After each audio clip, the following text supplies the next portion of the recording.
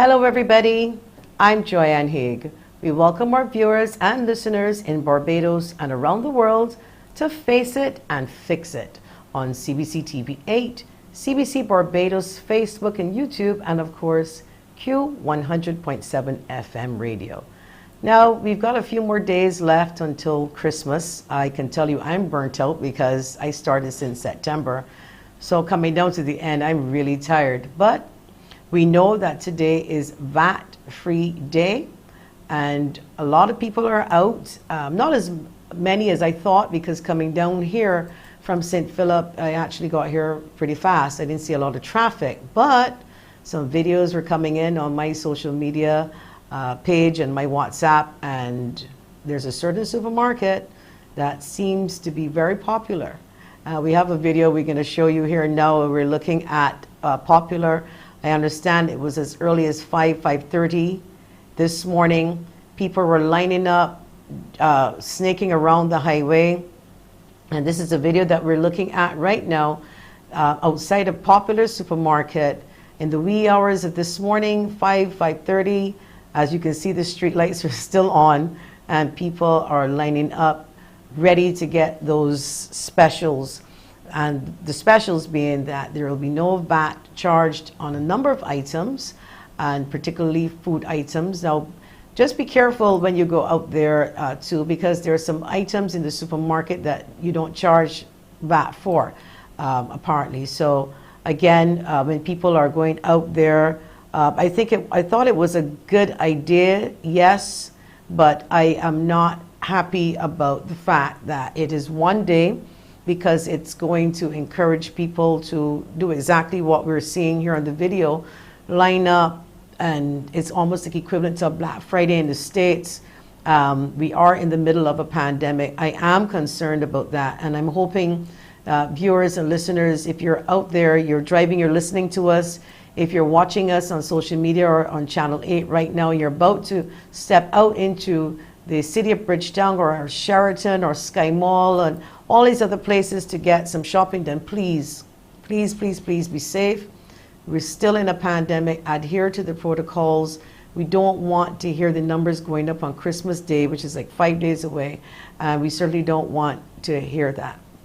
So we do have an excellent show today, and I'm hoping that people are still watching, because I know a lot of you on the road. And again, the people who are at Popular right now, please be careful, and all over Barbados right now, all of the stores, please, please, please be careful. Now, today we have an excellent show, as we always do. We know that the crime situation in Barbados has always been, I should say, a front burner topic, but not necessarily always being addressed in the way that we would all like. And we would like some answers and, you know, some sort of explanation and some rationale behind the thinking of some of the criminals that we see over the last couple of years and recently. And to speak to us today on this, we have CHERYL WILLOUGHBY. She is the Director of Government's Criminal Justice Research and Planning Unit, and she will discuss with us the current crime situation in Barbados, the spike in gun-related deaths, and the concept of using research to fight crime.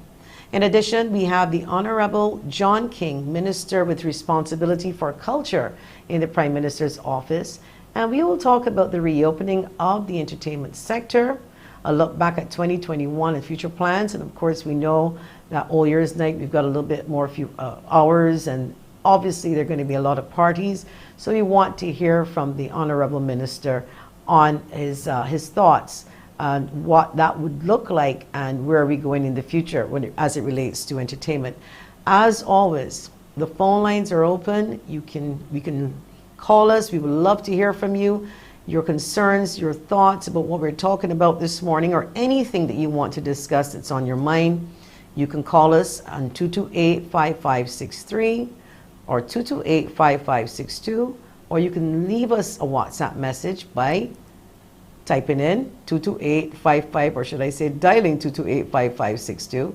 And if you want to follow us on Facebook, you then have to type in CBC Barbados, and you can leave your comments there. When we come back, we will be speaking to Mrs. WILLOUGHBY on the current crime situation in Barbados. We'll be back.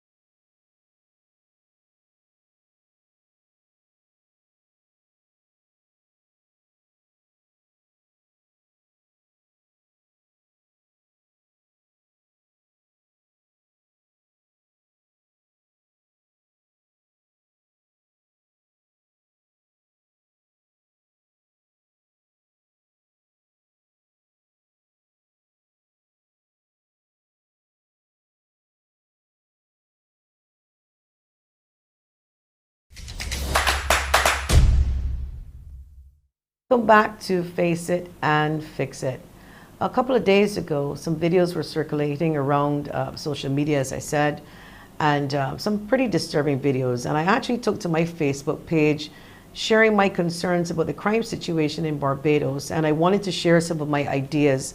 Now, they're not original ideas. These things are happening, yes, but I put them out there because they're not happening enough. And that would be something called a neighborhood watch. I think that Barbadians, we need to get back to the neighborhood watches and being our neighbor's keeper. And I took to my page and I said that I will be seeking some permission from the Barbados Light and Power to see if we can use the poles in Union in my street. We do have a police inspector living 2 doors down, so I plan to knock on his door to find out what is he going to do to help us in this neighborhood look out for each other. And I think it's important that we have a WhatsApp for, to share information, let your neighbor know if someone's coming to your home, so that they can look out for any strangers. This is a pretty disturbing time, and I'm so concerned because I don't think it's fair that I have to, and we all have to, be mindful of a pandemic. We got to protect ourselves, we got to protect our families, and then we have to protect ourselves from criminals too. To me, it's very, very disturbing, and I'm hopeful that this next guest will help all of us to shed some light on what is happening, what can be done, what does the research show. So it is my pleasure to introduce to all of you Mrs. CHERYL Willoughby, the Director of Criminal Justice Research and Planning Unit. Good morning to you, Mrs. Willoughby. Good morning, Joyanne. Good morning, listeners. Okay. Happy Christmas to everyone. Well, let's hope it continues to be a happy Christmas for all. Yeah. Before we get into our discussion, I want to share with our viewers, and I know our listeners probably would have seen this video, but we'll talk it through. It's a video in a car park of a Caucasian male and whether it is, sorry, we have the video here now, of a Barbadian, which appears to be a black Barbadian, a male with a Caucasian, possibly visitor, possibly military trained, because we're not sure. No one actually knows the story behind this video, so I'm not going to say exactly if he was being attacked.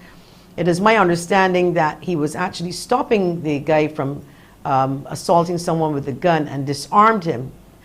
This is my understanding, and he wasn't exactly going to attack the tourist, but we don't know. The police is currently investigating, so we don't weigh in too much on that. That is one video, and that's only a couple days ago. Before we go on, video number 2. A few days ago, around the corner from me, this is like really close to home, within walking distance, these two Einsteins decided that they were going to break into or barge into the Bel Air Mini Mart and to steal some items, which included not only taking from the customers, but offloading some scratch tickets that are programmed in a system that if you took them, certainly they would be tracked. This is all the more reason why I am concerned about the education system, because this does not make sense, and this is why we should stay in school, and a prime example as to why.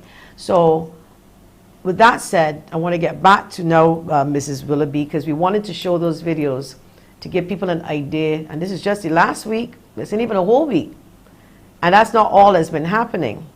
I am concerned. So I want to know, what are your thoughts about the recent spike in crime, and has there been a recent spike in terms of what is documented? Because we're saying as a recent spike, but sometimes the police may come and say, well, you know what, it's not a recent spike. We've had at least less robberies for this year. I don't know the statistics. So I'm going to leave it to you to share that information with us. Good morning, everyone, once again. You would find, Jaya, that with especially a situation like gun-related crime, it evokes a lot of the emotions, especially the fear, because as we all know, guns cause deaths, and so persons are fearful when you hear that someone is being attacked or someone is armed with a gun. And I think that we have to be very cautious about our emotions in terms of our responses, because we may think that crime is on the increase or the situation is getting progressively worse, whereas it may be a situation where you may have a peak in crime at one particular stage in life, and then you may have a trough. We all know that this is Christmas time, and based on our research and based on the history of criminal activity in Barbados, you will find that around festive times and activities, you are going to have peaks in certain types of crimes, especially gun-related crimes. You will also see a similar peak around crop over, because persons, especially young people, who are the primary perpetrators of gun-related crimes at this time, will want to have the trappings that we find associated with young people, the clothing and the gifts for their girlfriends and the gang activities, etc. And also you would find that as the police force, well, not the police force anymore, the police service, as they become more effective in interdicting and controlling the crime situation, you're going to have an explosion of acquisitive crimes, crimes associated with acquiring things like robberies and thefts, etc. So I am not surprised that we are having or we are seeing an increase in these types of acquisitive crimes, because it's a festive time, it's Christmas time. Persons want to be out there shopping, they want money, etc. And so in order to achieve these things, they're going to resort to robberies and theft, etc. So it's incumbent on Barbadians who are aware of the situation, and I hear it on the radio all the time, to be careful when they're out there, to increase their security measures, make sure that they have their security systems in place, so that even when persons are interested or get involved in these types of criminal activities, at least we have security systems in place to address these situations. Even myself, as a private citizen, I had to improve my security at this time of the year, because I'm aware of what is going on. And as you rightly said, Joyanne, some of the causes of the increase, as I said before, will be the strain that is being placed on our young people to acquire things, the lack of support some of them are having from their households, because you have situations where some of these young people are actually committing crimes to support their homes and their families, as well as the pressure that their peers are putting on them, not only within their communities, but outside their communities, because we have a lot of young people that are now mobile, and so they move from communities to communities, and they have friends that are spread widely across Barbados. So those are some of my thoughts with and research evidence with regard to what we are seeing now. Okay, so I am listening to you, and here's my thought now for the fact that we have an explanation as to why some, because I don't know if we can cover all, because, the human mind and the different triggers will vary. But I'm listening and I'm thinking, so if I have to up my security, which I did say earlier in my preamble, that I thought that the neighborhood watch should come back stronger. I believe that there are more law-abiding citizens than they're not. So there are more of us than there are of them. And I think that we can fight back in that regard by protecting ourselves. Fine. But I look at things on the other hand, and I'm thinking to myself, that's almost like telling me, don't wear a short skirt because I can provoke possibly a rapist. If you understand what I'm saying. So even though we know that we got to put these measures in place, it feels as if the pressure is on the innocent people, and nothing is being done about the perpetrators to stop them or deter them from doing that. So you understand what I'm saying? So by telling me, because there are people who will tell you, hey, she wore a short skirt, she was, dressed in a little top and was showing up herself, she was asking for it. So it sounds to me like if I don't have a camera, if I don't lock my door, I inviting them in too, which is not fair to us, that we have to do all of these things.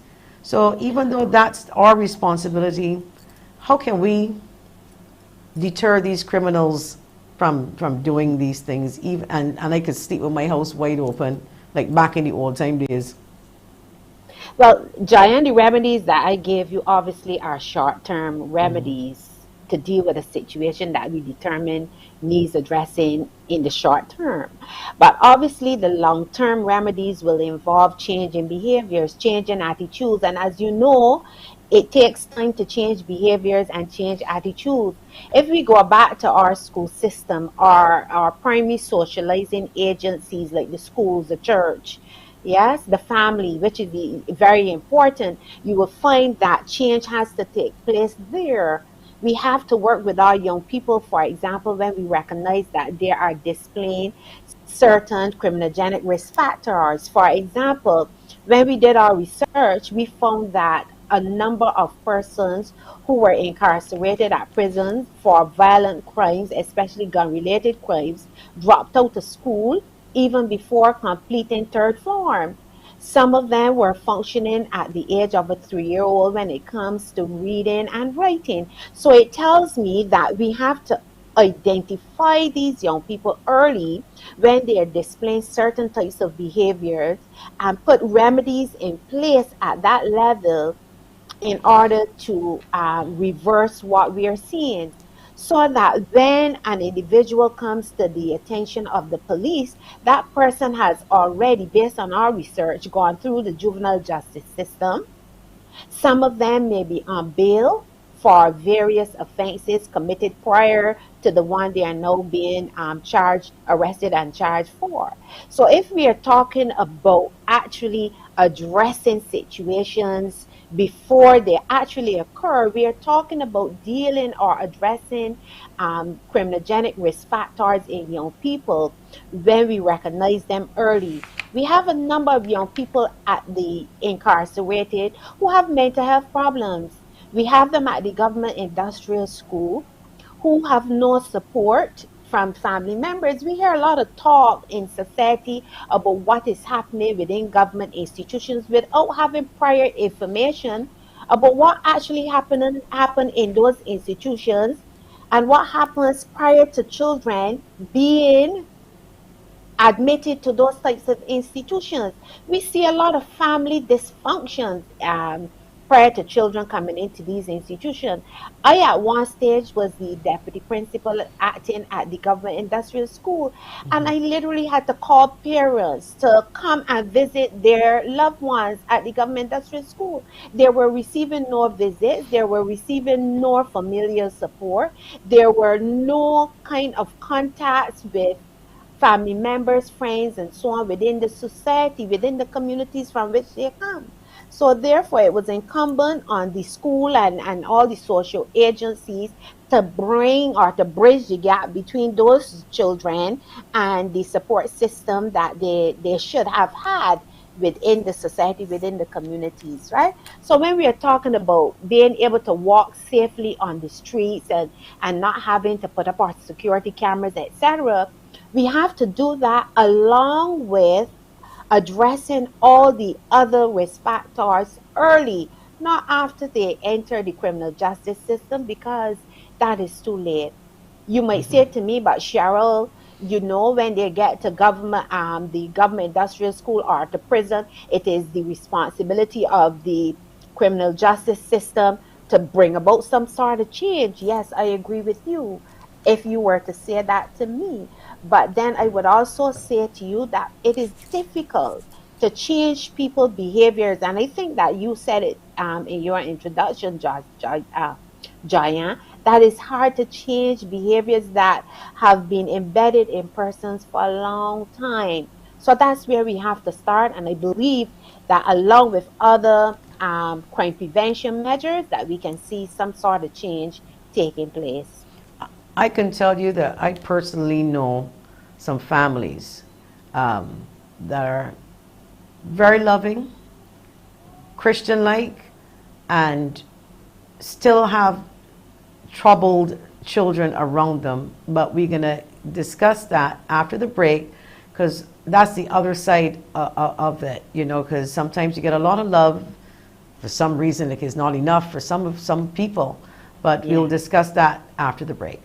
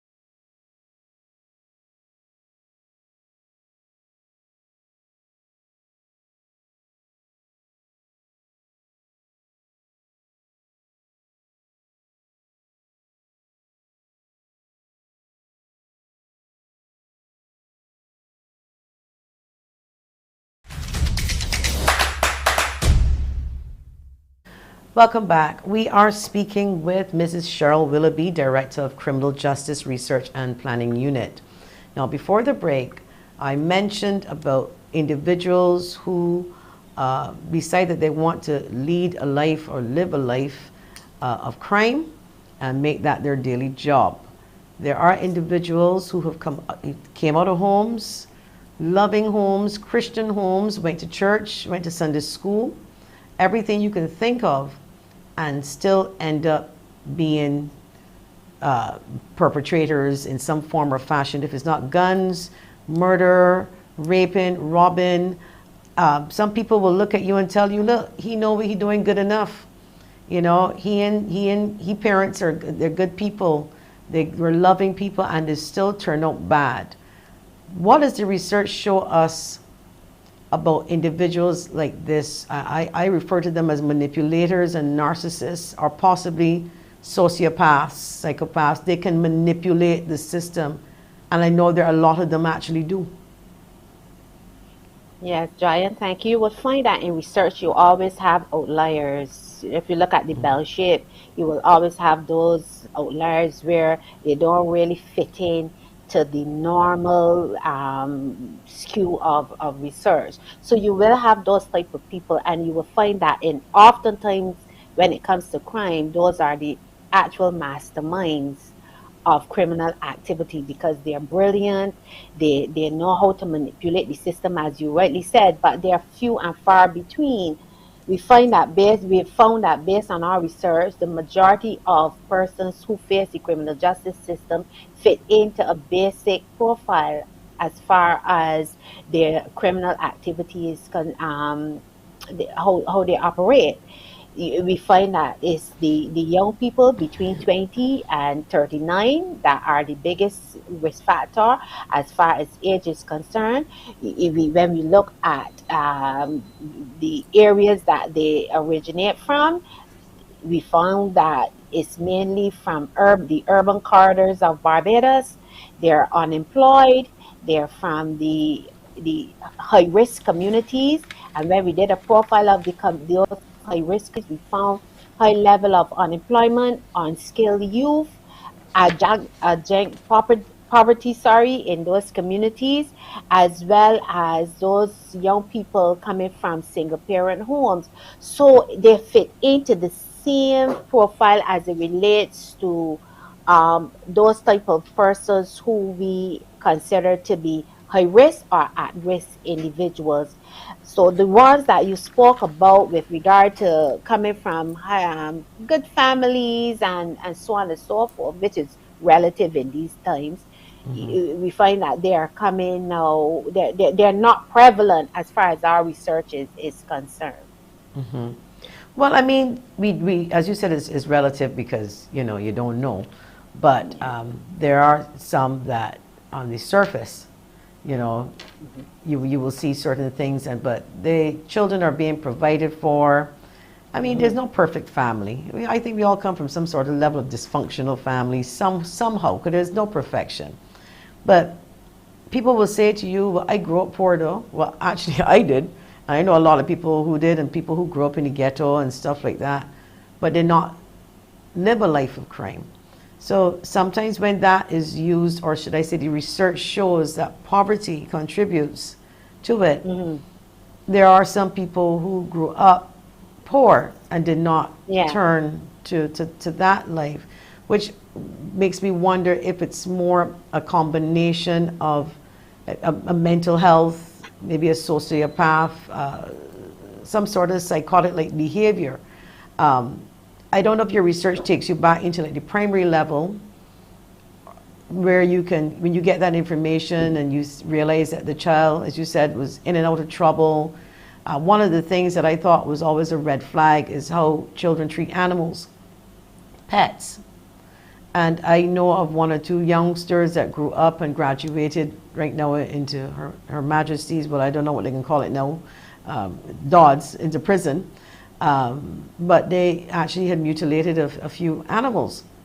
And this is the end result. So things like that, has that been covered in your research about their behaviors from primary level? What we did look at was the family setting, and as it relates to criminal activity, and what we found was that children who do not receive the necessary support systems within their families tend to have problems later on in life. We also found that the majority of children who we would have worked with also indicated that they had no affiliation with the church. So the church, and you rightly said, Joyanne, about persons growing up poor and not turning to crime. I fit into that category, but I always had the support of the church around me. My mother was reinforcing it all the time, talking about the goodness of God and how important it is to follow the commandments. Thou shalt not steal, you know, thou shalt not kill, and those two most important commandments that Jesus gave: love thy neighbor as thyself, and love the Lord thy God with all thy heart, soul, and mind. And when we move away from these things, we will find that the breakdown is going to be accelerated, because we no longer depend on those values that church is still in our young people. So the more we as a society move away from the concept of God and what we should do and what is important as it relates to how we treat each other, we are going to find these types of crimes occurring. And also, to lend some understanding to what you said as it relates to some of the problems associated with young people who come from good families. We also find that mental health is a serious issue that we need to address. Depression among young people, especially girls, it is not being addressed. So that we're seeing a lot of young people who are going into the juvenile justice system, who have been cutting and had suicidal thoughts, etc., because of the lack of support in the home and not being able to truly and successfully navigate adolescence. So these are things that we have to look at. That's why it's important to have counselors in schools to be able to pick up these things, teachers who are aware of these types of issues that can be associated with young people, and respond to them as soon as these things come to the forefront. I agree. I agree. But I also, you see, I kind of know some things too on the other side of this coin. Because I speak of the manipulators that would go into a court, get sentenced, and blame the family. My mother never used to, man, if you'd have beat me, if you'd have lashed me, I didn't gonna be whatever. I've actually heard people blame their parents for not being forceful enough to them. I've seen and heard of individuals using God. And you talk about church, most of these guys on the block, to some of the music, take out the expletives in some of it, but the other side of it, more conscious lyrics and yeah, Father John, Lord know my heart, and I am a man based on principles and all of these type of things, but yet still they're robbing and shooting. So to say that they don't know about God, some of them profess to know by telling you, like, you know, maybe high reason, and then the smoking the weed, the one, as you said, high reason, and all of these different little things. Because people feel that all of the criminals, or some of them, are people out there that keep a lot of noise and behave a little rough and look a little bit. Quite the opposite. Some of the most hardened criminals right now are the people who would be next to you in the crowd and keeping it so cool under the radar. You would never believe that they just shot somebody or robbed somebody. You know, I mean, because they're so polite. So that's why I was asking about the fact that the manipulators, I'm so concerned about that, because I'm seeing it and hearing about it. I'm speaking to families who are telling me, I've done everything for this child. I've loved this child. I've clothed this child. I've been with this child, spent time, and the child just does not listen. Or they pretend to listen. They lie to the family, make themselves look like if, you know, they're the greatest thing. Hence the reason why parents is being court saying, but my son don't interfere with nobody. My son is a quiet boy. He's helpful. Your son was quietly probably stealing, but your son showed you what he wanted you to see. If you're understanding where I'm going with this, and maybe perhaps a psychiatrist or psychologist could weigh into at some point. But I'll let you continue. Yeah, and I have to agree with you, because I too experienced that in an extended family member, where it was perceived that the person had everything possible that they can actually have, as an individual growing up in a two parent home. But based on my assessment as a social worker into that situation, what I found was that, as you rightly said, the giving of everything that you want and the values that you believe are important for your family were not what was required to ensure that the individual do what he or she was supposed to do in terms of being a productive citizen, instilling those values of working for what you want, being able to go to school and have respect for teachers, etc. And that giving brand name and everything else under the sun was not what was required in terms of raising and ensuring that your child excel in all the areas that were necessary for him or her to achieve. And in terms of you saying, Joyanne, that they are mastermind manipulators, our research is showing us that 71% of persons who are incarcerated at prison had no formal education. So therefore had no qualification, and neither did they finish school from 1 to 5. But you Um, know, they say education there- isn't common sense. but Just that is what I'm because, saying. yeah. I'm getting to that. No, 32% were dropouts and so on. And a lot of them had a history of being in prison before. That was not their first time of being incarcerated. And a lot of the criminal behavior from research, not only in Barbados, but from around the world, a lot of criminal behavior and the modus operandi of criminals, you will find they're learning in prison within the justice system, so that they may go in there for a first time offense and may learn to do other things that are more serious from hardened criminals who are in there already, right? So that we may think that the individual may be a good boy, he came up in a good home, etc. But we are not aware of the underlying factors that may be going on within that family setting. Some families think that giving a child all that he or she wants, or ensuring that they have the latest, etc., are required for that individual to be a productive citizen and to do what they're supposed to do. But I beg to differ. You may have a child who may not have everything that society determines is may be important, and that child may be a model citizen because within the family setting they would have learned the child respect for adults, respect for self, huh? How to care for others, as you rightly said, how to care for our animals, how to look after their community members if they have a neighbor who's elderly or may need some form of assistance, how to go and lend that assistance. So these are things that I believe are important that may not be coming from some homes that we perceive as the ideal family settings. Yeah. Okay, we're going to take a quick commercial break. When we come back, we're going to talk about the men, no, and versus the women in terms of their involvement in crime. We'll be back after the break.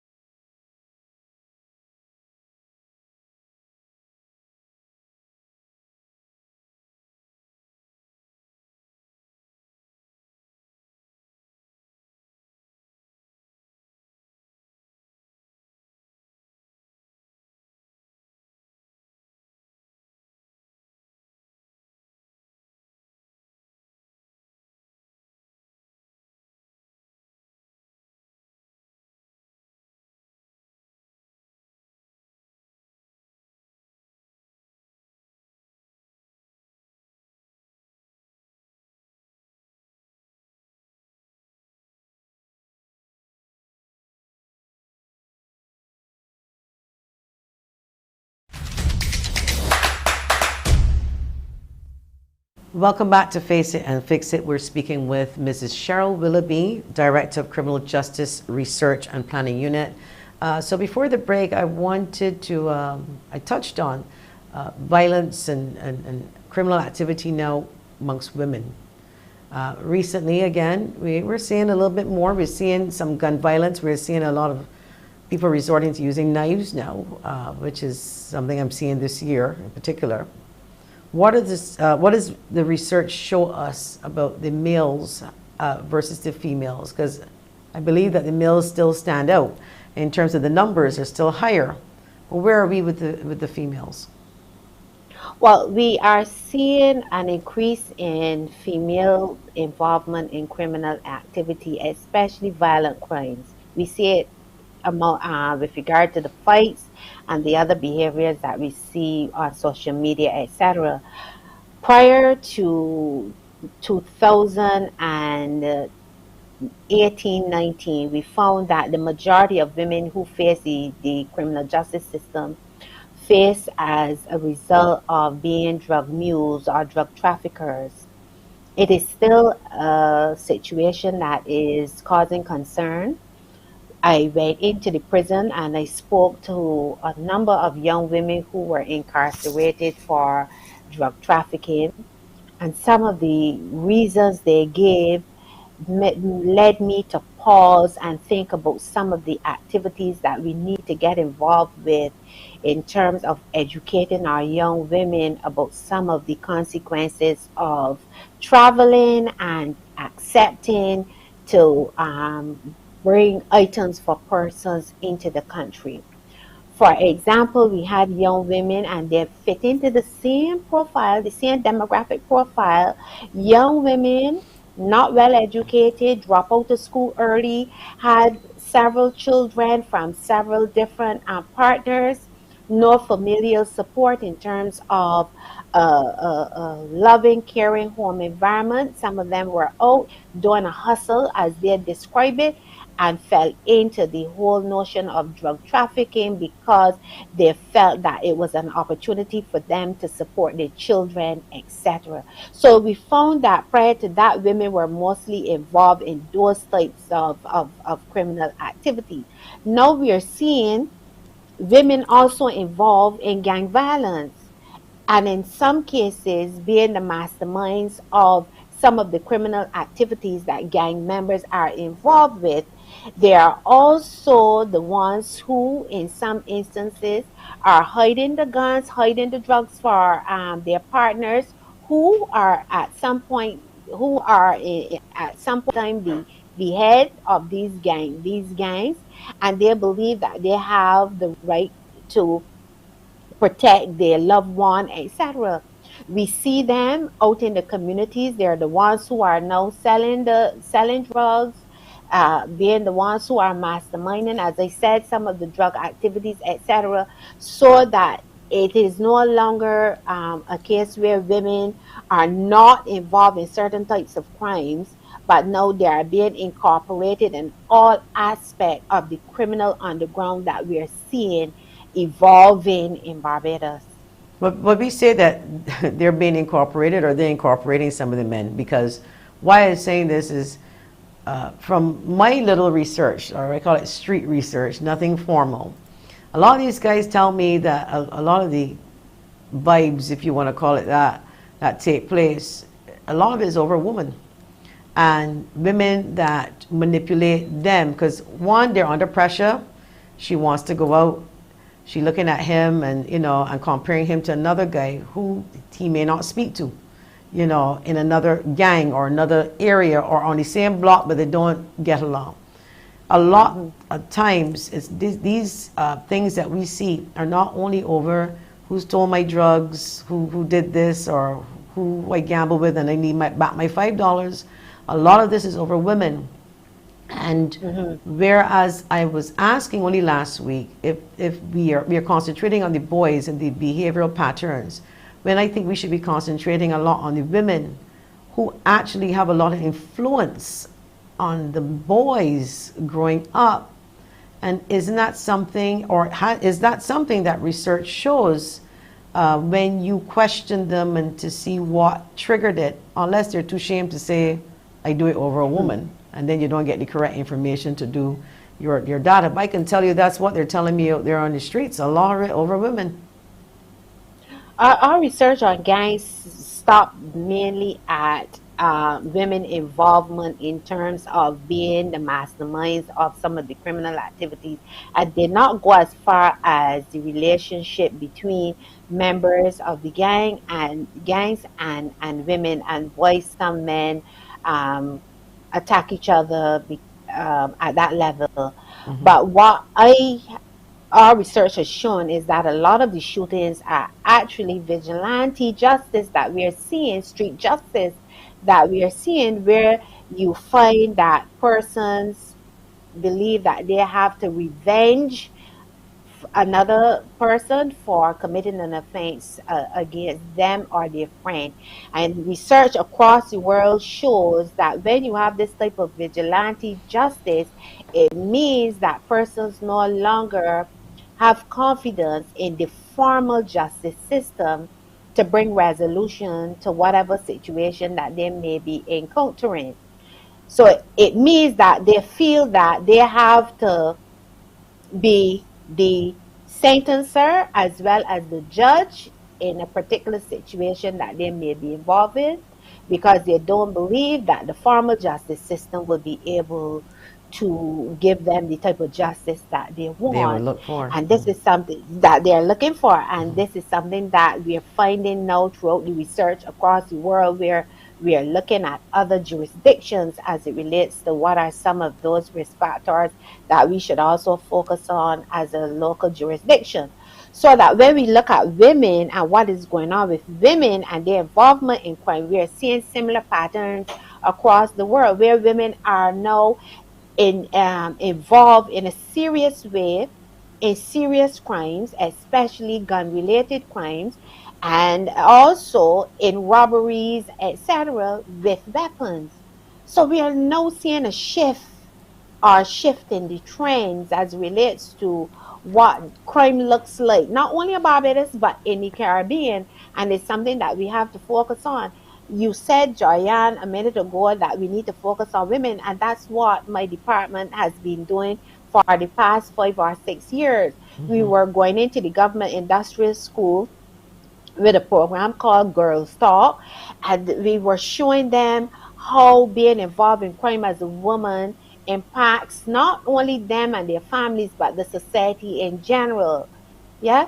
And we had persons from the media and different spheres of life across Barbados come in, women especially, Stephanie Chase and a number of other women, Lisa Broom, etc., come into the school to speak to our young girls about expectations, values, etc. And I think that that was a very powerful program that we took into the government industrial school, and we also took it into the schools, the secondary schools, and interface with young women, where we were able to get feedback from them, what are some of their concerns, etc. This was to divert them from what we were seeing coming out of our research. So with the pandemic and all that is going on now, we are hopeful that we'll be able to continue going into the future. But you see, if we don't empower women, and that's why I said we need to from an early age teach them how to be independent, because then we have women who are relying on men, men then Yeah. using them for their own, whether it be for sex or the same drugs or to do things for them. And of course she's going to do it, especially if she has a child. You know, and I actually, I feel really sorry and sad when I see women have to go through that, because I'm thinking, you know, no man, you can't, you know, if you elevate yourself, and even if you don't want to go back to school, but read more, you know, do something to sort of broaden your mind somewhat, or join a group or a different hobby, something that will get you out of that cycle of having to rely on a man, because when they do, they find themselves in all types of problems, and sometimes even being beaten by the same guys, because when they believe that they own you, they strip you of everything. You have nothing. You just relying on them, even just for a hairdo. And I certainly would love to, right here, right now, and continue to do so, discourage women from having to put themselves through that. Times have changed, and we don't have to do that at all, you know. But I want to also touch on the justice system. And if research has shown, or if this is part of your research, that we talk about the types of punishment, we talk about hanging, people talk about those things. What could be some of the deterrents? If we talk to the youth, apart from saying, man, I want a job, you know, we talk about making sure they have employment there to sort of reduce the element of crime. But what about apart from saying, man, I want a job, you know, we talk about making sure they have employment there to sort of reduce the element of crime. But what about the justice system itself and the time served? And because I hear some guys, man, they're going up the road, I can see one in 2 years, I can see one in a couple months. It's not seen as punishment. It's seen as like the Hilton hotel that you're going to. But before you answer that question, I would like for this caller to get a chance to ask you or to make their presentation. Good morning. Good morning, caller. You're on the air. Thank you, and good morning to your guest as well. Yeah, I Go find ahead. it. Good morning. Yeah, hi, good morning. I find this discussion very interesting and indeed very necessary. And I don't think that we can address problems unless we face it to them and we drill down to as the guest said, the underlying concerns. Now, on a previous similar discussion, I raised the issue of what I refer to then as intergenerational trauma. And I think it was Mrs. Willoughby herself who said that without having the sort of research and scientific evidence, she would be a bit cautious about proceeding along those lines. But I would say that if you look at a country like Australia, where you know how the Aborigines or the First Nation people have been, I mean, severely mistreated, you can see the preponderance of imprisonment, drug abuse, domestic violence, etc., in that community as compared to the Caucasian Australians. And I think it is real. I think it is real. I certainly wouldn't dismiss Professor Hilly Beckel's reference to intergenerational trauma, that we still need to drill down and find out where and how some of our dysfunction can be traced to historical damage. I think we need to bear these things in mind. I heard one commentator say some time ago that if as a human you don't have a sense of dignity, you're not really a human. And I'm of the opinion that we black people, right, for whatever reasons, don't seem to have that deep sense of dignity. that fellow feeling. You know, there's a saying: if you touch one Jew, you touch all. I find we don't have that cement among us, right? And I also would like the guest to comment on the damage that religion, counterfeit religions, have done to the minds and the socializations of Barbadians. In many cases, when we think of the church, and yet when we examine, we discover that the churches teach all kinds of contradictory and conflicting things. And when you put what the churches say under intellectual scrutiny, don't stand up. So in many cases, we dismiss the church because we can find no real solace in them. So it is a severe problem, but we need to drill down. And I would humbly suggest that my experience has suggested to me that I don't know where else to look but the Bible. I find that the Bible offers such excellent answers. I find that it is such an authority on the human behavior that really, not pretending to be a Christian or pretending to be a holy man, but I think we can find lots of answers in the Bible and in the teachings of men like Yeshua, whom you might call Jesus, and the writings of King Solomon. Thank you. Thank you so much. Thank you so much. Bye-bye. So, Mrs. Willoughby, so before we get to what we were talking about, we can respond because you did mention earlier about the church, and I was told only yesterday that if you asked persons between the ages of 18 and 25 if they went to church, probably a lot of them no. And if you look at the church now, there's a mass exodus of young people from the church. If you go into many of the churches, you will find that they are mainly made up of women and the older women. So I believe that that is something that the church has to deal with in terms of how can you make yourself more relevant that would encourage young people to want to be a part of what you are offering. And that's a challenge, especially when they believe that the trappings of the world are more exciting, more sexy, more encouraging than what they're seeing coming from the church. So it's important that the churches across Barbados do an audit of what they are offering to our young people. And to get feedback from them. Sometimes we go to the top without actually going to the recipients of what we are offering. Yeah, we have to go to our population, find out from them what it is that they are seeking, and make our programs, or tailor our programs in such a way that they can make them more relevant to the young people that they're seeking to bring into the church. But in terms of the violence, the historical violence that our caller spoke about, as I said, we have not done any research with regard to that particular variable that he discussed, but certainly it is one that we can look at in the future to see how history has impacted current behaviors of our young people. But if we were to look at it from a criminological perspective, then all of us that are of the black population, our foreparents were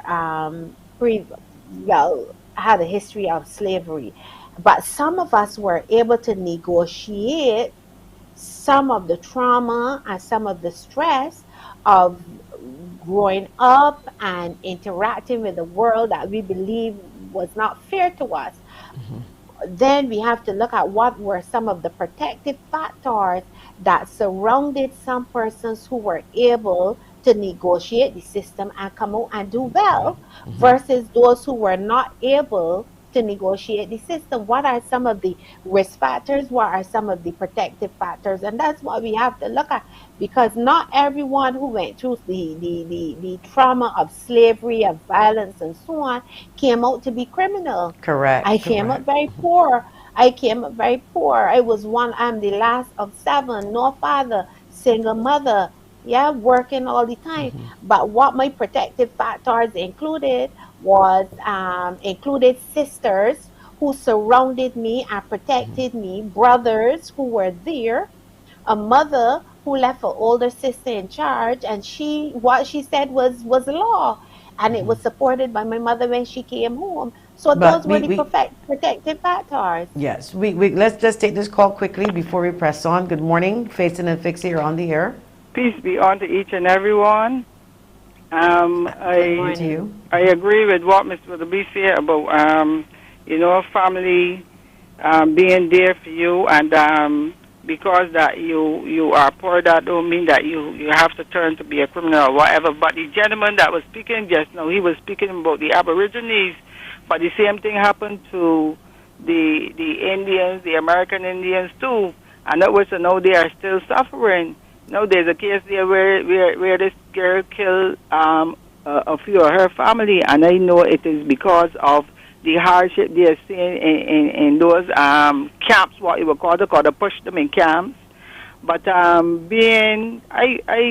won't really support because we ain't living in caves in Barbados, we are strugglers.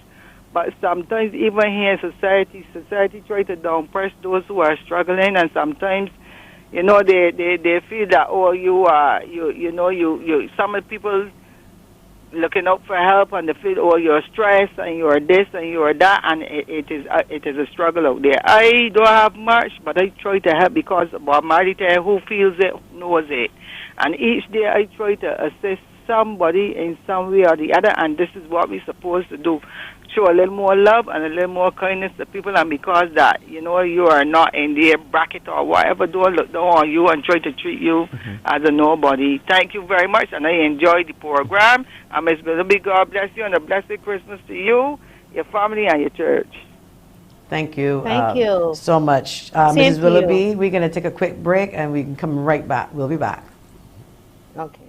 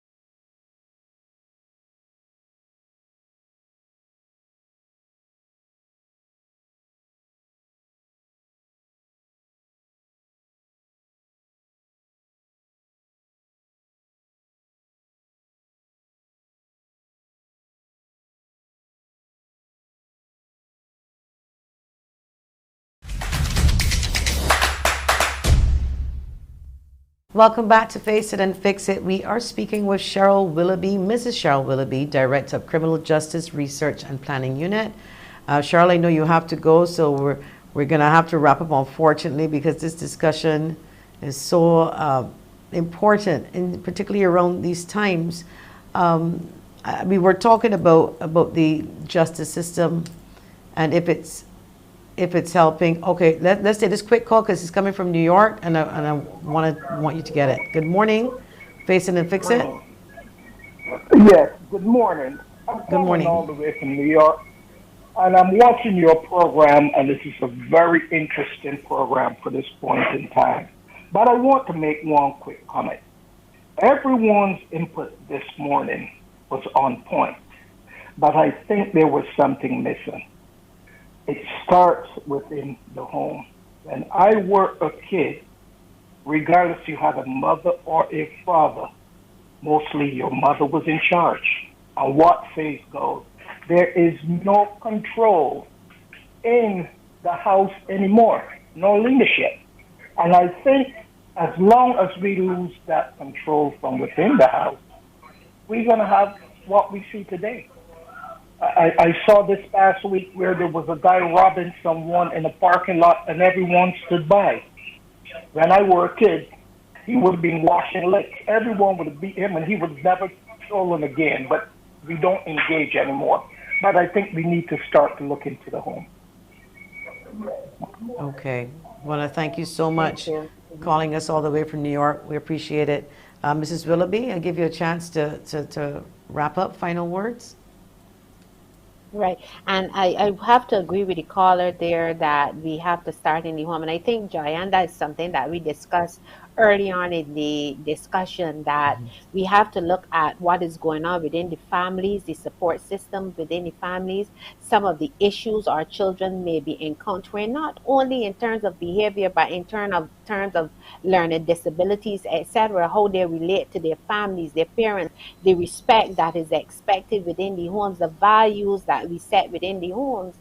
I did some research on rape that occurred between 2008 and 2009, and the majority of young people are medium age for first victims of sexual assault was 14, and the majority of these young people who were sexually assaulted were in party houses and clubs and so on until 2 and 3 o'clock in the morning. And when we asked where their mother was or etc., a lot of them were home in their bed sleeping while their children at 14 and 13 and 15 were out partying. So these are all values that we have to discuss with our families, with our parents. And you will find that there is no guidebook to parenting. It's one of the most difficult jobs that anybody can ever do.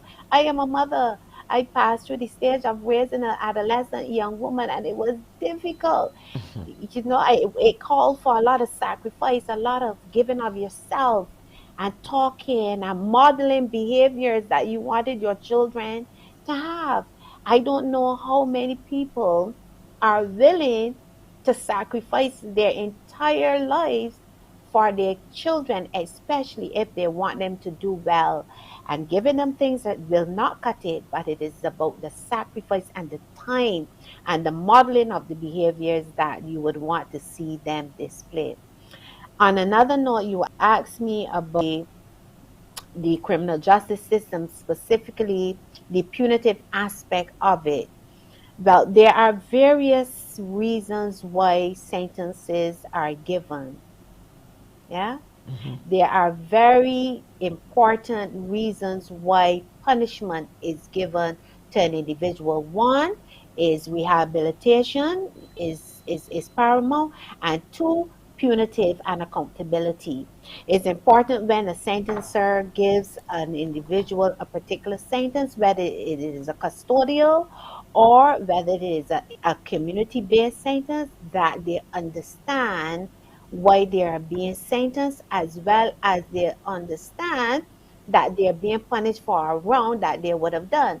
So that when an individual is punished, the crime that they did, the punishment should fit that crime. It's called just desert, where the punishment must fit the crime. So that if you steal, we don't expect that you'll be given 20 years in prison for that. But if you take a life, we expect that the punishment you receive will fit the crime that you commit. So that if you go there and commit a predatory crime and it results in someone being killed, it should reflect that whatever the punishment is, as far as the legislation is concerned, we as citizens of a particular country would expect that that punishment would be given to that individual. But that's what And should then happen. after That's what should that, it happen. should happen. But And in when that Barbados, person is specifically in Barbados, the debate has been, and I read it all the time on social media,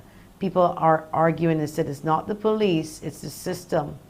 And the system Yes. needs to, the punishment needs to fit the crime. And maybe you see a man with a toenail clip getting 12 months, and then someone robs somewhere else and gets bail for $3,000. Sometimes it doesn't seem right, and we ask ourselves, what happened? But we do have to wrap up. Sorry, Something- go ahead. Yeah, but sometimes also, Giant, it depends on the criminal history of the individual. You may find that a person is given 3 years for stealing a toenail clip, but then that person has a history of stealing, a 12-year history of stealing. That person may be on probation as well and would have breached that probation and is now being sentenced for something that person would have done previously and placed on probation for. So there are a number of factors that we But have to if it take into is your antecedents, consideration. if it is that you, let me just, you have a history of stealing, it means that the system can't be working because there was obviously no rehabilitation for the individual that had gone back 6 and 7 Mm-hmm. times. So the root of the problem for that individual has not been remedied. It certainly hasn't been. That would Yes, be my opinion, that the justice system still would have failed if we right. have these repeat offenders. And I'm glad you touched on that because we did some research looking at the barriers to reintegration. Why are we seeing young people who have been released from prison reoffending within 6 months' time? Right now, Barbados has a recidivism rate of over 76%. So it tells me that prison is a revolving door where they go in and they come out. And when we delve deeper, when we drill down and look at what are some of those factors that were preventing our young people from successfully reintegrating when they return to society, what we found was that the support systems within the communities fail them. We had employers, over 85% of the employers we interviewed said, no, as long as you have a criminal history, as long as you go for a police certificate, a character, and it has on that you would have offended, we are not employing you. You're unemployable as far as we are concerned. Some of them, they go into prison with mental health issues that are addressed in prison, but then when they're released, they are not followed up. So it tells me that there's a need for a through care program so that when they leave prison, you can also assist them when they are in the communities. Some of them going to prison, sorry, with drug problems. They are given drug counseling in prison. Oh, I would never use drugs again, and so on when you talk to them in prison. But then when they come out of prison and they go back on the block, back into the same communities, back into the same families, the environment from which they come, you find that they go right back into some of the behaviors that they were involved with prior to their incarceration. Some of them lack housing, some of them lack skills, negotiation skills, etc. So that when our research showed us that these criminogenic risk factors are in place even after release, what we felt was that there was need to have a true care system where after release they can have that support system that they were receiving in the prison then transferred to them within the communities. And this is something that you have to look at, whether you look at a parole system where they have early release and follow up over a period of time, whether it's 2 years, 3 years, 5 years, give them the support that they need, whether it's a job, whether it is training, etc., so that at the end of the day and at the end of their parole, we can release persons back into society who have readjusted to what we expect them to readjust to, and they're functioning, they're employed, and they're productive citizens. And some of the risk factors that land them in prison have been taken care of. All right, well, I know that you have somewhere to go, but listen, I could talk to you all day long because this is so interesting, and I'm so passionate about this right now because I'm terrified of this pandemic, and I don't want to be terrified over the crime situation too. So I Yes. feel that we got to be able to choose how we're going to manage this somehow. We're Yes. trying to manage the pandemic, and I don't want to be scared of criminals too. This is why I'm publicly appealing to all neighborhoods, everyone, please help each other out. Create the neighborhood watches again. If you don't have them, start one. Start a WhatsApp chat. If if you see something, message someone so that we can fight back. Not as vigilantes fight back, but fight back in the sense where someone will think twice and say, listen, that neighborhood, those people in there, watch out for each other. We need to be our brother's keeper. We need to get back to that. And I raising my hand because I started it in Union, and I'm hoping for the next couple of days. I mean, we're doing a lot of stuff for Christmas, but the greatest gift we can give ourselves, apart from health, of course, protect yourselves, look out for yourselves, your family, and each other. And I want to thank you so much for joining us. I so appreciated it. Thank you. Thank you for having me. It was a pleasure. Well, we'd like to get you back too, hopefully again soon. Thank you. Thank you. Thank you very much. And have a good Christmas, everyone. Merry Christmas to you too. All right. Bye-bye. Okay, bye-bye. We'll be back after the break. Oh, okay? Well, I'm hearing that we have a call right now, so we'll take this call first and then the break. Good morning. Face it and fix it. You're on the air. Good morning. Good morning. Yes, I was calling to find out when these people are going to pay out the pension checks. When they're going to pay, good question. I heard it was going to be today, but that is not from an official source. I believe that is what they were saying. Are you a recipient, or you're calling on behalf of someone? I'm a recipient, and mine's supposed to be direct deposit. I'm hearing from other people that they already got their checks that came in the mail. So I'm wondering how come that people that had checks come through the mail got theirs, and mine that is a direct deposit has not been posted yet. Okay. Well, how has this impacted you so far? How late is late? Because I don't know when they're actually due. They were due since Friday. Okay, just a couple of days. Okay. So Yes, it's Tuesday. They posted on my email that it was sent through to the bank. That was last Tuesday days a week. I haven't seen anything yet. All right. Well, look, we will, and hopefully before the end of the show, we'll try to make a call to BRA to see if it's BRA. I believe is responsible, because I think they sent out the notice, Barbados Revenues Authority, and see whether or not we can give you some more information. And all of you waiting on your checks, I believe that they're going to come today, from what I understand. I really can't see it not happening, and I can't see this Christmas happening without our pensioners not being looked after. I'm telling you, it probably was a glitch in the system. I'm not making an excuse. There's obviously some logical explanation to this, because we don't disappoint or do anything to hurt our pensioners deliberately. So I'm sure this is not a deliberate act, but rather one that was a glitch that is going to be rectified. And no one in their right mind would not want you to get that money. Nobody. So you hold tight. I will. That money will come today. We are willing it out in a positive way in Jesus' name. In Jesus' All name. pensioners will get their monies hopefully before the end of business today. Okay, All right? thank you. Yeah, thank you. You're Hope you have a welcome. happy Christmas. Merry Christmas, honey. Merry Christmas. Thanks. We'll be back after the break.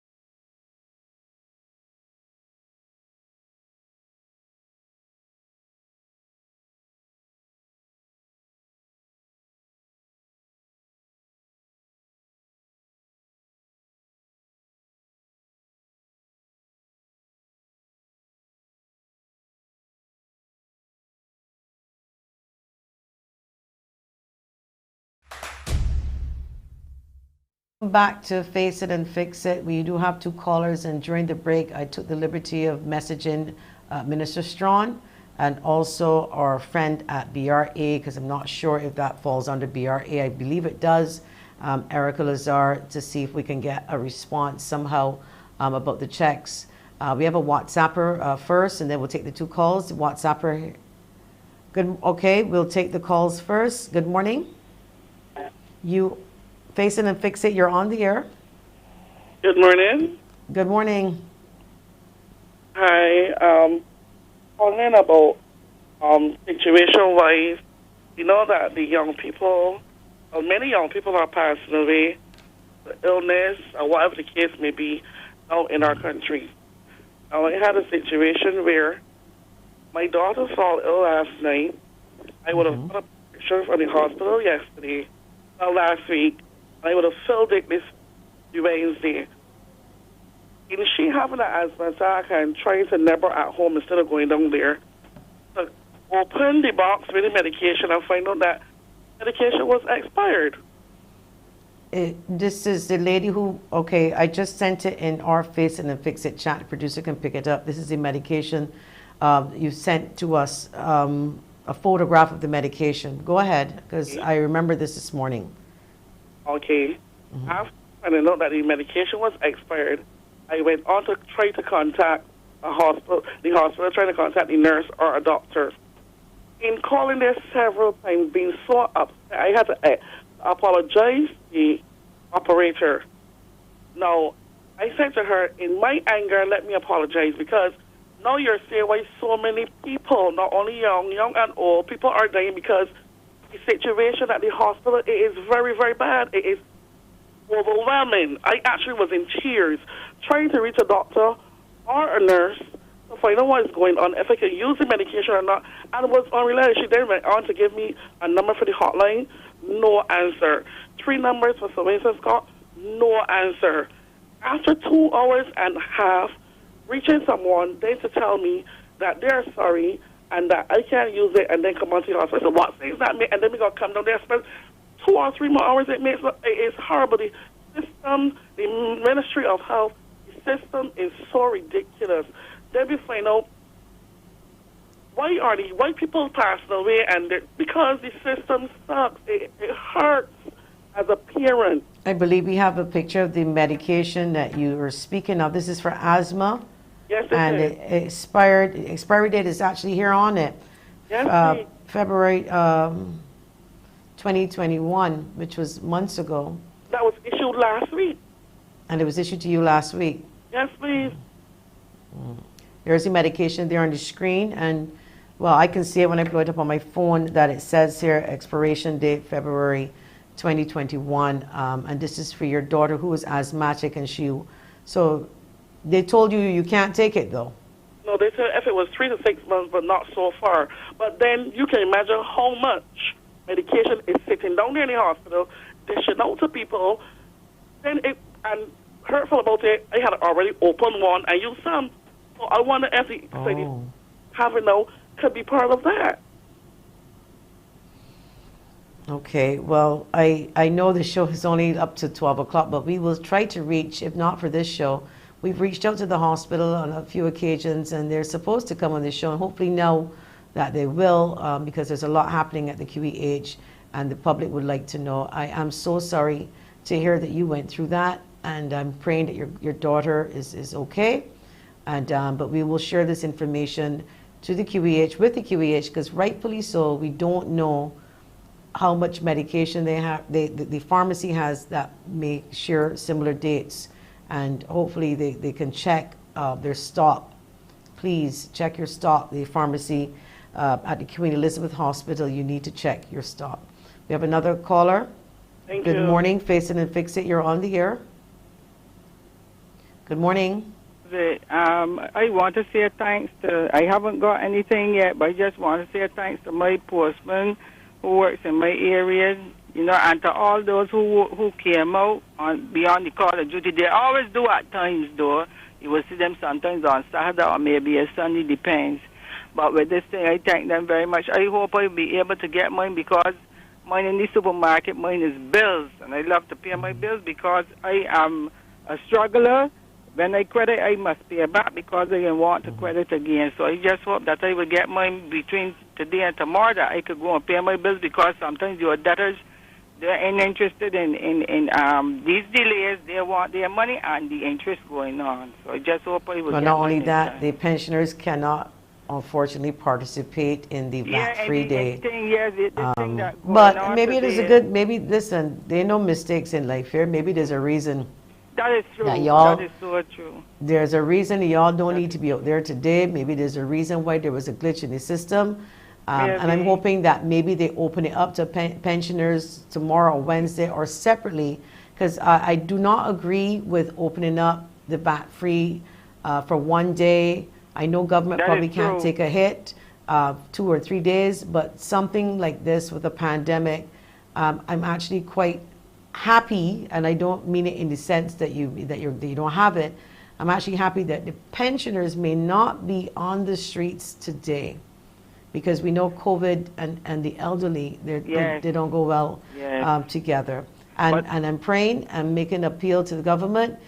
When you do get your checks, maybe they can have a special VAT-free day for pensioners, and they probably should have done so over 3 days, so that people could have probably shopped in alphabetical order, and to make it a little bit more orderly, and we don't see these long lines. Well, I just hope and pray that nothing don't happen to nobody, you know, today, because as far as I understand, a certain supermarket, people was out there from 5 o'clock. So I just hope and pray that we won't got the cases going up now with COVID again. But I wish you all the best, and to that Barbados, God bless Barbados, and everybody stay safe, and a blessed Christmas to each and every one. And God bless this country. It's a struggle and it's hard, especially for this. I can't say we poor, because a lot of we have homes, but it is the debt that we have, and is a struggle. So my heart goes out to all those who struggling today. And ain't only Christmas to eat and drink. It is love, as I would always say, and sharing and caring with each other. All right, bye-bye. God bless you. Thank you so much. We have a reader WhatsApp here now quickly. Good morning. The people with disabilities did not get their checks as well. All right. We are trying to make contact with the NIS.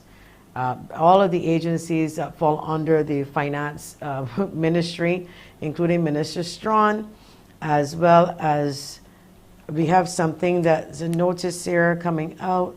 Outstanding NIS pension checks to be delivered by pension today, by pension day. All outstanding NIS pension checks will be delivered by Monday, December 20th. That is today, Monday, December 20th, 2021.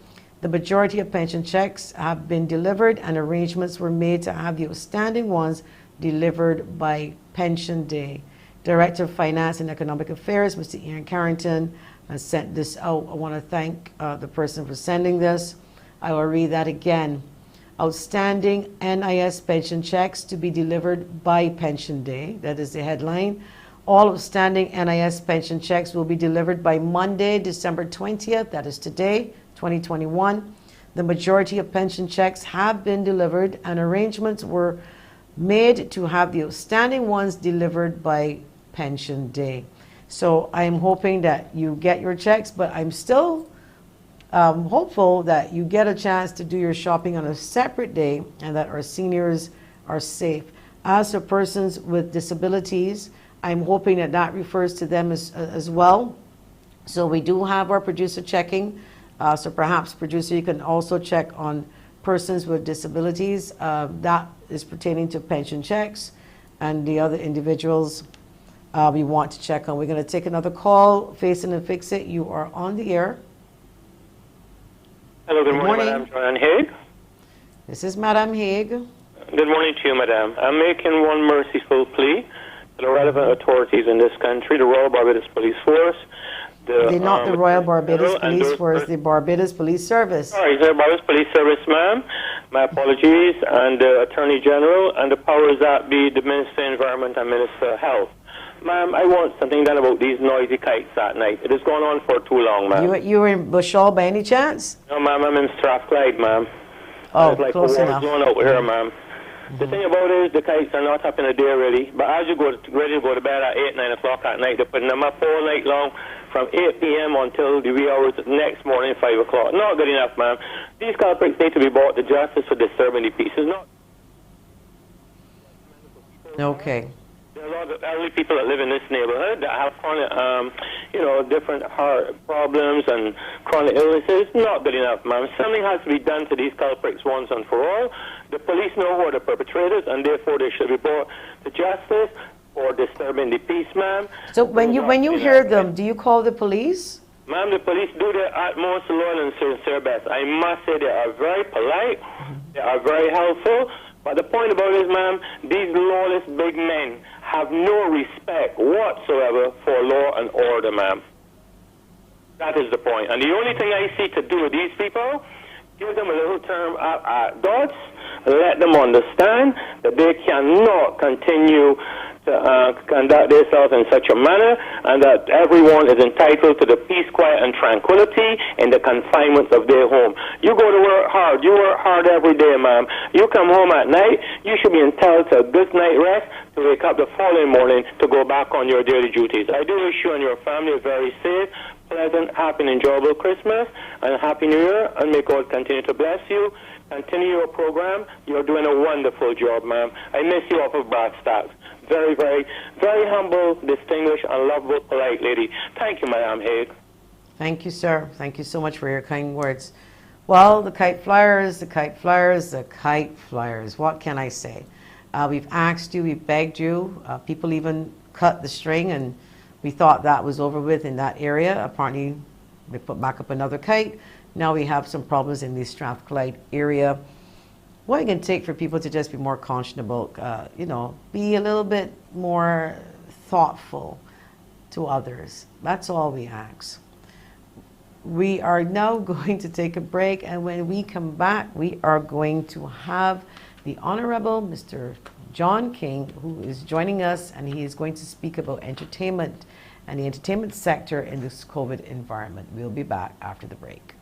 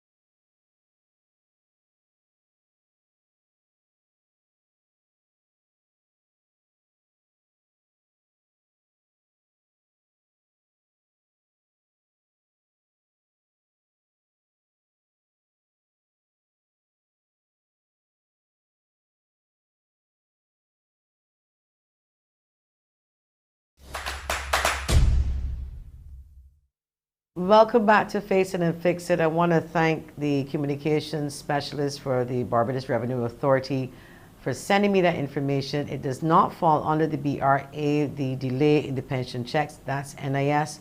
However, she still responded because she had the information, and that's what a good communications specialist does. So thank you, Erica Lazar from BRA, for stepping up even though you didn't have to.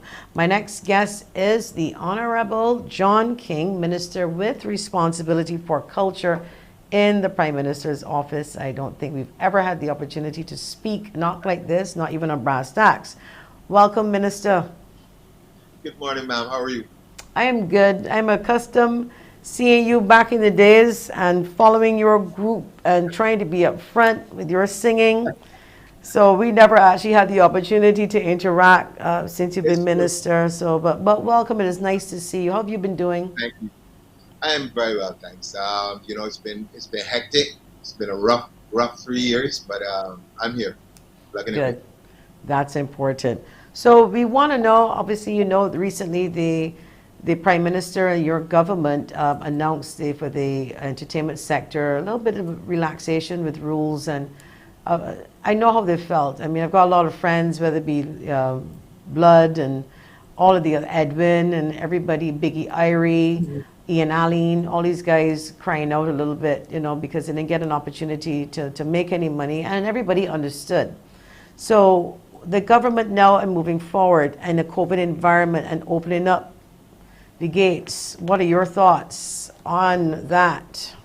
Can we do it safely? Well, I think what is needed now is for the general public and the promoters, the entertainers, everybody to really look at what is needed in order to take care of that particular sector, and also at the same time to keep Barbados and the rest of Barbadians as safe as humanly possible. And all this really takes is for us to follow the protocols that are given to the letter, not try to do things outside of that. And I'm sure that we will find a way to ensure that going forward that we can open up and allow people to do even more. Once again you have the health persons and one being satisfied that people are doing what they're supposed to. Last week there was a clip from a promoter who was not satisfied with the protocols. They actually thought that your customers they should have the same treatment in terms of the testing and vaccinations, etc. That both should have the same, but it's not. It's different for the patrons and different for the promoters. What are your views on that?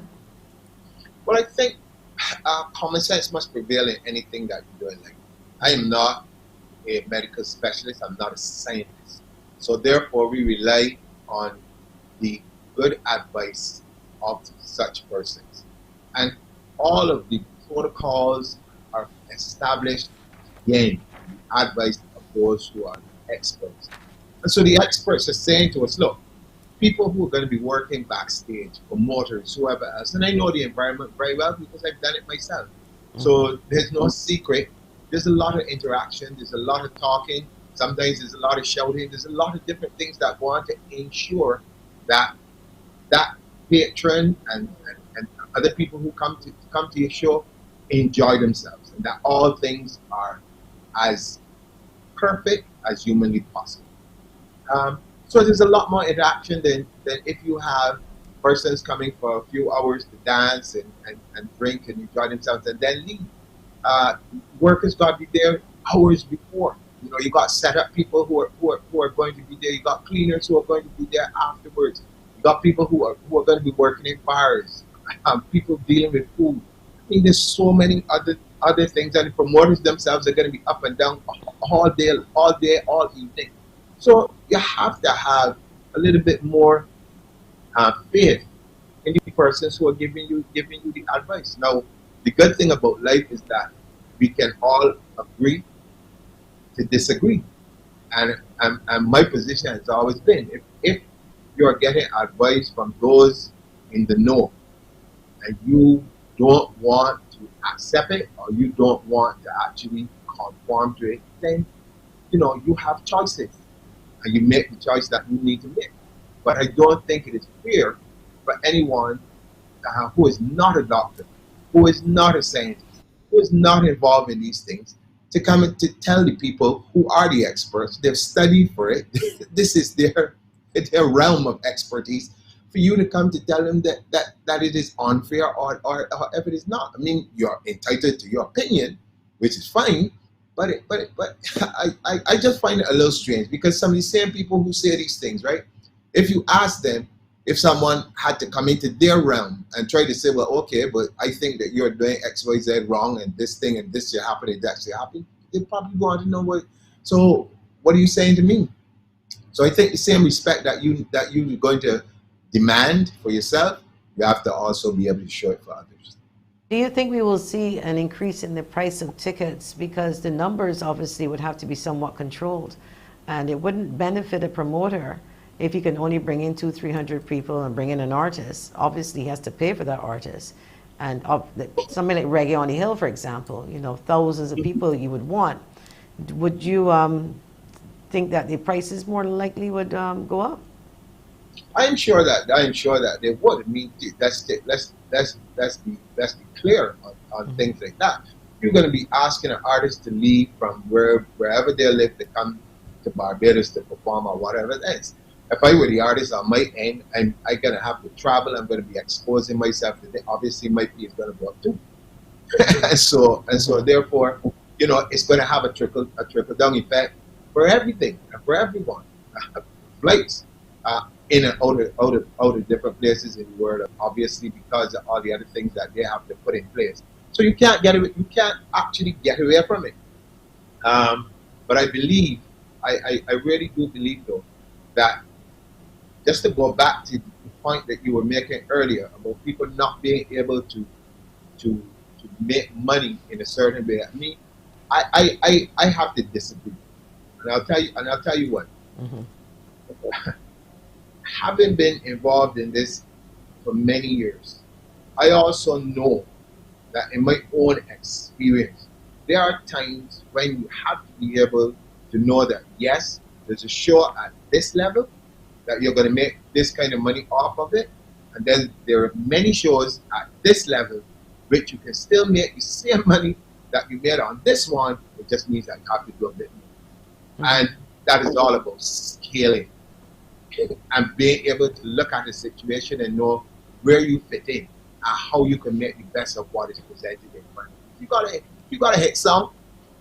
Your prices are up in the air because you gotta hit some. It means that you would probably work, you know, fewer times than if you don't. I mean, this is just the reality of some of the things. So I'm just saying that if you are serious about your business, then you have to be able to say, okay, how can I switch? How can I, as the buzzwords these days, pivot? How do I pivot and do things that keeps me afloat and exposes me to less losses in an environment like this? Because as you would know, entertainment is not a guaranteed. It's not a guaranteed thing, right? It's a risk, and so therefore, one may go to put on a huge event and then nobody comes, and you're left with huge bills the same way. So you have to think through these things properly, and I'm sure that the persons who have been in it long enough know this. I don't have to speak to them on it, but I'm speaking to the general public so that they have a better understanding of how some of these things work. Okay, so before we go on to the future of entertainment, I really wanted to ask you to weigh in on this question. The right excellent Robin Rihanna Fenty, now a hero, a national hero, joined the team. I'm excited for her. I think well deserving. What are your thoughts on it? Not only just as the minister, but as a former entertainer too. Mm-hmm. I am with you 100% on that. Mm-hmm. In fact, I'll tell you this. I am so proud of Barbados being able to do that. You know, oftentimes we've inherited a lot of ideas from other places, and one of those things has always been that you really don't celebrate people when they're alive. So you wait till someone's dead, and then 30 years, 25 years, whatever the number is, then you say how great they were, and you say, and this person should be an example to the rest of the society. And then the younger people who are coming up, or the ones that are coming afterwards, really have no recollection of this person at all, and they can fade away in time. And I think that this is such a bold move in us being able to say to not only to ourselves but to the rest of the world that no, we are going to celebrate, and we are going to give praise, and we are going to honor our own people whilst they are alive. They don't have to be at any particular age. None of these things. And I know that people are always saying, well, oh, but what happens if something negative happens here? And why would something, according to think, negative happen to wipe out all of the good that people have done? You know, I always wonder about that kind of a mentality, because You know, the Bible says those without sin cast the first stone.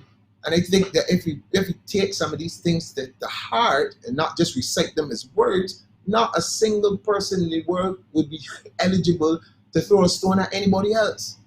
And so I think we need to be able to just, relax and celebrate and try to inspire more of our young people to be like Rihanna, to be successful, not only just in terms of making money and these kind of things, but to be able to give back to the society where you're from, to give to the whole world.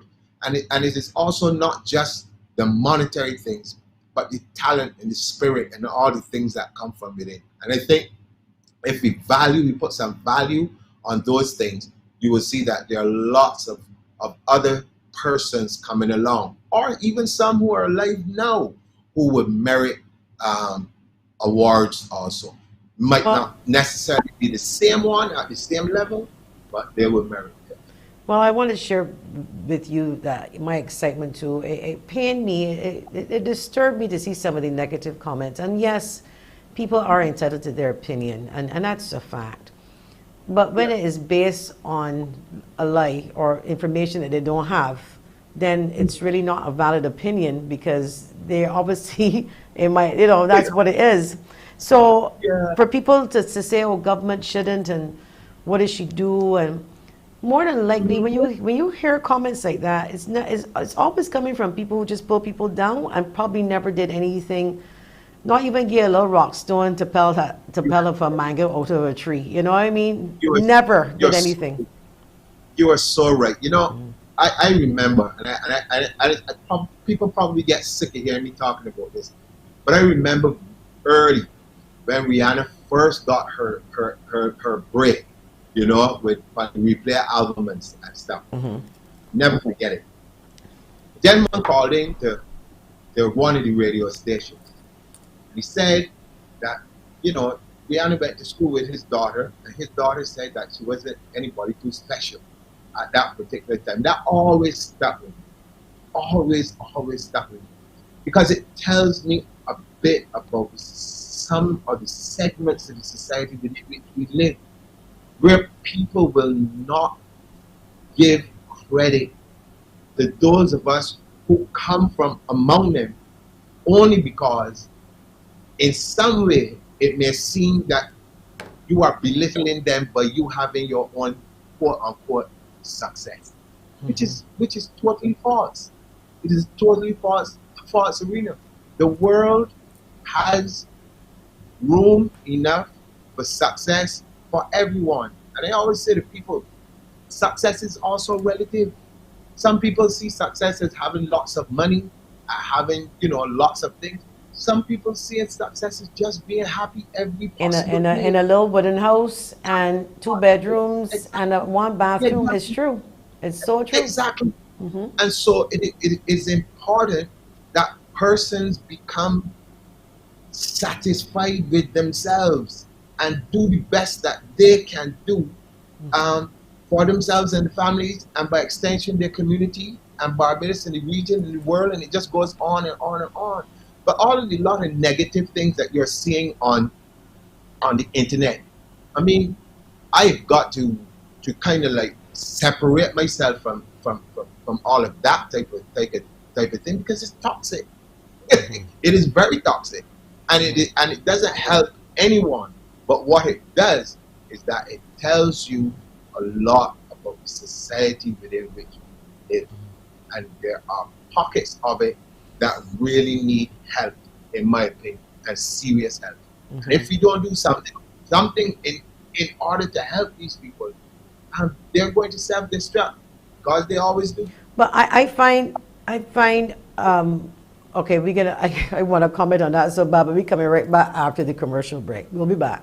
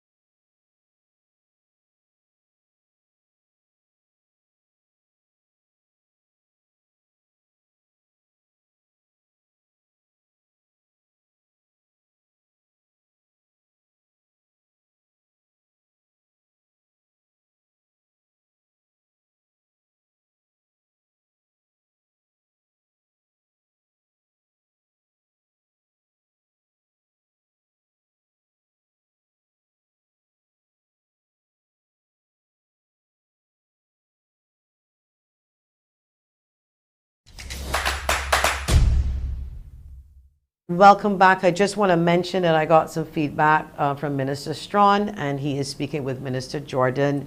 They did send a notice out that today will be the day, but he's just also speaking to Minister Jordan, and hopefully, he won't get back to us before the show ends, but I want to publicly thank him for actually responding to us, and that was Minister Strawn in the Ministry of Finance. We are now speaking to the Honorable John King, Minister with responsibility for culture in the Prime Minister's office. And before the break, we were talking about people who probably need a life, and that's the only way I could describe it to the negative people. And I'll share this with you. As a communications person, there's no such thing as bad PR, huh? PR is PR. Okay. So Exactly. So what I normally do, I remember being at brass tacks and a caller said, boy, mistake, don't worry about what I'm talking about you on Facebook. You do your thing. And I'm thinking, okay, what are they talking about? So during the break at brass tacks, I went on and to see, and the person didn't call my name, but they said, this moderator feels that she's this and that. So I looked at it and I smiled. So I came back on the show and I thanked the individual. I said to the individual who penned that little status, thank you, because you have just increased the listenership. Because everybody wanted to know who this moderator is that they were talking about. So this is what you have to do. You have to use some reverse psychology. And you have to apologize to them that you cannot give them the same time that they've given you. But you thank them for giving you the time. And that's what I do. I mean, I get to this stage, Minister, and I sure you with me on this. I'm 52, just turned 52, thank God. I have spent, the time I have left is less than the time I have spent on earth. What I do now makes a difference. What kind of problems I entertain makes a huge difference. So you don't even worry about those things. And I think you being a minister, I may touch on it a little bit. You know, I know you made your announcement and that you're moving on to other things. And I will have to ask you this question, and I don't think I would be right if I didn't. You think you would pick back up a career in music now that you're moving away from that? No, I don't. No, I don't think so. You know, the truth is, in 2014, I actually lost my voice. In 2014. Oh, I didn't know that. Okay. Yeah. So without, I could probably do a one-off something here and there, but I couldn't make that my first choice as a career again. But what I would want to do is to be able, just like you mentioned, I'm 57 now. Right? I think the country as a whole has given me, and I always tell people, they said, I don't think unless you live it, you wouldn't understand. Everything that I've ever wanted to accomplish, I've been able to accomplish in Barbados. I don't accomplish things unless people support me. You know what I mean?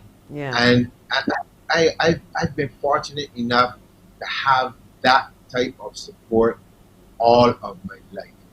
And so for me, the next half of my life, or what's left of it, is about me being able to give back in whatever way possible to a society that has given me everything. You know, and I always say to people, growing up in St. Philip in particular, in the small areas, taught me a lot about how you respect and react with people in a small village where almost, you know, like it or not, everybody's uncle or auntie or whatever. We don't necessarily call them that, but there's a certain level of respect that you have for them. There's also the thing where you can agree, like I said earlier, to disagree without being nasty or without being, you know, toxic to other people. And there's also that thing where, you know, you want to see the people who are coming after you, especially young people who dream differently. So, you know, think about it. Persons like myself who decided coming out of law school or whatever, that, you know what, I'm not going to university, I'm not doing these things. I'm interested in pursuing a career in music. Totally unheard of at that particular point in time. And you have to deal with the labeling of being, so you guys are not that right, so then you got to resort to something else. Not that you make a conscious decision that these are not the things I'm interested in. This is what I want to do, and I'm going to do it. When you do things like that, and then you look back and you see the number of persons who then were bold enough then to take the same decision and to open doors for those coming. I mean, those are the things that I live for. And for me, my next steps in life are always, how do you give that person who believes that certain things cannot be done or that they belong to the realm of others and not you? How do you, by your own life, influence them into saying, no, this can be done and the world is for everyone, not just a select. And that's what I'm all about. That's what I'm doing to my students. Well, that's, I mean, part of that you're already doing, I would imagine, as the MP for St. Philip West. But I think when you're, and to speak general, when you have to take up the responsibility of an MP and a ministry, sometimes it takes away from the very people that would have put you there. And I've always said that about politics. The portfolios are huge, and in a time like a pandemic, the responsibilities are huge, you know. It is. Mm-hmm. And you're right, it is. But I think sometimes too, and I have to say this, you know, because I'm a straight up person. I don't know how to be any other way. I think sometimes the expectations also of persons are like unreasonable. Unreasonable. You know, as you mentioned, you take up two, let's put it in, like you have two portfolios. One at the ministerial level and one at the constituency level. But then you have people who you may have been really good friends with, and we could go online and we could go and do all the other things, and you can't do that anymore. And then people start to get weird. You know, and the same people would then be telling other people, well, you know, man, this man changed, or this man get real, whatever it is, because of the thing, not understanding that you're still who you are, but the requirements of your portfolios now doesn't allow you to. Yeah, and you got to give a lot. You got.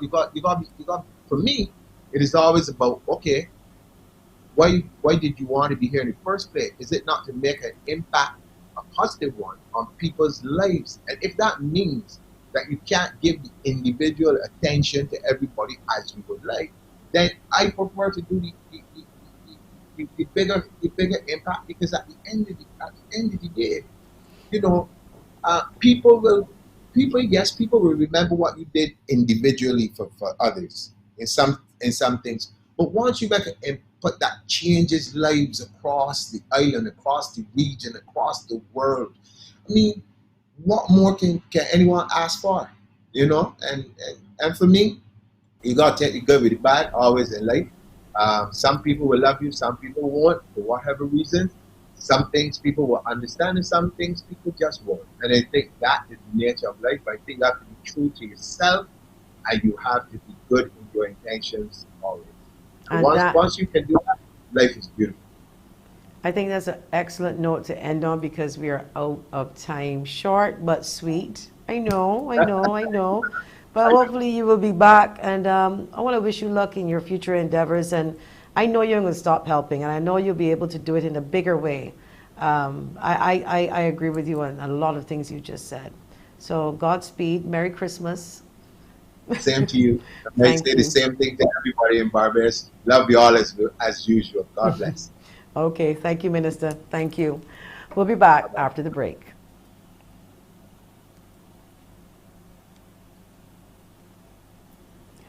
Okay, well, we will not be taking that break. We're going to go right up to another 4 minutes. We want to thank the Minister, the Honorable John King, Minister with responsibility for our culture in the Prime Minister's office. And of course, we want to thank Mrs. Willoughby as well. She also spoke to us, CHERYL Willoughby, earlier today, the Director of Government's Criminal Justice Research and Planning Unit. On Thursday, we will hopefully be speaking to some people from the retailers section, and we are still trying to get hold of Minister Bradshaw. When I say get hold of her, she is checking her schedule, because we would like to speak with her on this show just before Christmas, or even just right afterwards. I want to thank all of our callers and our viewers and our listeners. And I would love to repeat what I said earlier. Please be safe. If you can, set up a neighborhood watch. I'm sorry I didn't ask the minister or relate it to him. I didn't have time, but we would really like some permission and some help maybe from government. And this is an idea that if we get to use the poles that are there provided by the Barbados Light and Power to put cameras up, perhaps we can pay for half of the cameras and ask government to help us pay for the other half of the cost of the cameras. And that could be a community project that the Attorney General can bring to the public by saying, listen, we are here fighting crime, but we need your help. I want all y'all to set up a community watch. I want all y'all to share your numbers in that gap. But the government now will help you put up some cameras on the poles, and the government will pay 50%, like they do in agriculture. They give you back a 50% rebate for irrigation, etc. Help us to be safe a little bit more than what is being done. The police can only do so much. I do not know about you, but I am not relying on the system to save my child, my family, or myself, or should I say to protect us. We have to work together, and we need to be our brother's keeper. The police, they don't have enough resources in order to be in every neighborhood. So let's see what we can all do. Set up a neighborhood watch. Do it for 2022, you know. Protect yourselves, protect your family. Get a WhatsApp group chat, and let's work on this together. Maybe you can post your videos if you want here by showing us that you do have a neighborhood watch. I know that some neighborhoods do, but unfortunately it's the more well-to-do neighborhoods. But come on, man, our lives are our lives, so we need to set up one. I want to thank everybody. My name is Joanne Haigh. This has been Face It and Fix It. Until we meet again, God bless and stay safe.